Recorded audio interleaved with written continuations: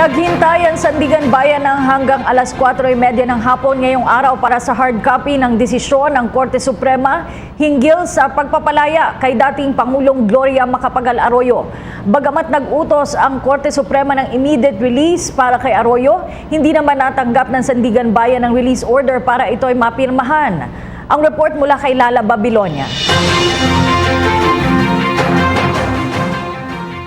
Inasahan sana na ngayong araw ay madadala na sa Sandigan Bayan ang pirmadong desisyon ng Korte Suprema hinggil sa pagpapalaya kay Pampanga 2nd District Representative at dating Pangulong Gloria Macapagal Arroyo.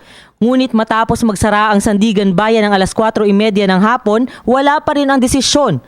Hindi pa raw kasi nakapaglabas ng hard copy ng naturang dokumento ang Korte Suprema. Samantala, umaasa naman ang kampo ni Arroyo na agad at mabilis nang maisakatuparan ang utos ng Korte Suprema at sana rin umano. Giit ni Attorney Raul Lambino sa kanyang panayam ay mabigyan na si Arroyo ng karapatang makapagpagamot sa ibang bansa. Binigyang diin pa ni Lambino, non-appealable, final at immediately executory. O sa madaling salita, di na umano dapat mabuhay pa ang kasong plunder na kinaharap ng kanyang kliyente sapagkat ang desisyon umano ng Korte Suprema ang ibasura ang kaso ni Arroyo ay nangangahulugang hindi ito guilty.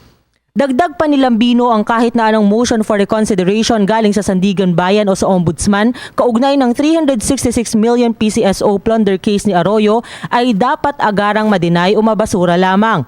Kung hindi, malalabag umano nito ang constitutional right ng akusado. Lala Babilonia, PTV News.